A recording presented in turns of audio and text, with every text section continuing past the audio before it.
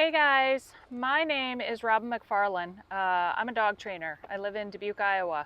I've been training dogs for quite a while. Some of you know me, most of you probably don't. But I kind of have been training with remote collars for a long time and teaching people how to do it. And I've been thinking on this Petco thing that came out a few days ago, and I really felt like I needed to address it. There's a lot to say about it, and I don't want to go on forever. I don't want to drone on forever about it. But today I really want to speak up for a number of people. But while we do that, we're going to take some dogs for a walk, two of my dogs for a walk, and my daughter's dog. It's a puppy. It's a Rottweiler puppy, 7 months old. So go on, guys. Come on. Come on. Go on. We're going to go out on the trail here. I'm going to take leashes because if we see anybody, I'm always polite. I always put them back on leash. But I am going to grab my handful of remote collars. They all have a collar on, all three of them. And who I really want to address today, I guess most importantly, is I want to speak on behalf of my clients. We train about 250, 300 dogs a year here in Dubuque. And I've been doing that for 20 years. It's a lot of people. And I've trained a couple hundred dog trainers over the years, and I know they probably have an equal amount or greater number of clients that are using remote collars.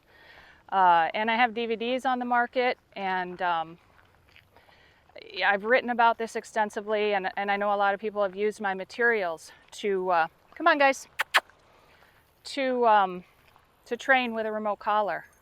So I'm speaking to you guys on behalf of that, and I'm speaking also on behalf of anybody that's trained with a remote collar that I don't know you, but you've done it appropriately and you've worked with somebody or you've gotten some materials and you took time to educate yourself. Because you don't need to be shamed anymore.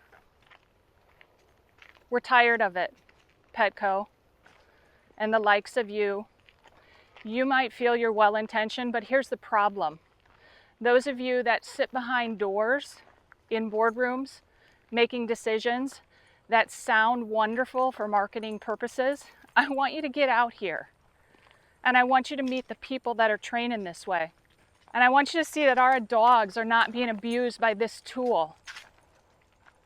You use the word shock collar continually, even though this particular tool has been on the market for I think close to 70 years now.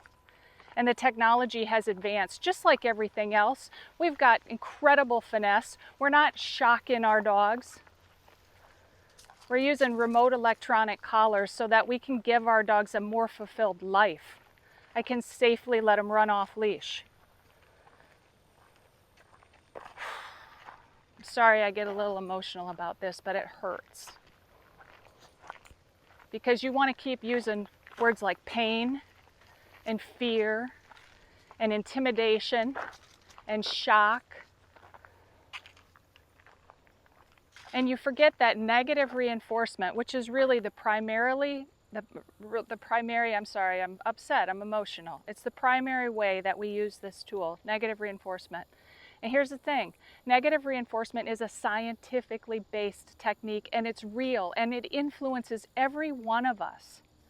The reason you put on a jacket if you're chilly is because you're just slightly uncomfortable enough that it changes your behavior. The reason that you open an umbrella when the rain comes down is because you're just slightly uncomfortable enough that it causes you to change your behavior. That's negative reinforcement. Those of us that know how to use this tool properly are training with just slightly enough weird sensation that it causes dogs to change behavior, and we're influencing them, and we're giving them fuller lives. We're not causing pain, we're not using fear, we're not using shock and intimidation. Now, I'm not saying for 1 second that somebody couldn't inappropriately use this tool, and if that's Petco's motivation for taking it off of the shelves, then I applaud you. But you know what? You could also teach your trainers how to actually use it. You could invite competent dog trainers to the table with these discussions instead of white coats that sit in a boardroom and decide what's supposedly in the best interest of thousands, hundreds of thousands of dogs, and casting your dispersions on us with your words like fear and pain and intimidation. All that shows us, Ron Coughlin, CEO of Petco, is you don't know how to use these things, or you have an ulterior motive. And I'm not going to accuse you of either, because I don't know, because you haven't asked me.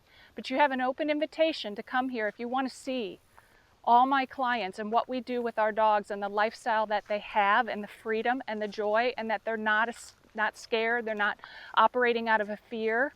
Then please call me, come see me, you're my guest. And to any other news channel that wants to capture the other half of the story, you can talk to me. I'd be happy to meet with you. Again, my name's Robin McFarland, and you don't have to come to me. This isn't my ego getting in the way. There's hundreds and hundreds of dog trainers who are successfully teaching this tool. All you got to do is take the time to reach out and find one of them. But quit shaming all the pet owners and all the clients who are doing it appropriately and who are giving their dogs a fuller, better life. Again, I apologize, I'm a little emotional. It's real frustrating because I've been doing this for a long time, and prior to this I worked as a vet tech, and I saw the dark side of clients giving up and not feeling they had an outlet. I saw it. I was the one holding the dogs. And I'm sick of it. I'm sick of being called the bad guy. I'm going to take my dogs for a walk now. I'm going to let them have the freedom they deserve. I'm going to enjoy the rest of the day. I'm giving a shout out to all of you that have used this collar appropriately. You keep on keeping on, and don't let anybody shame you that you've taken the time to use this correctly and give your dog a lifestyle like this.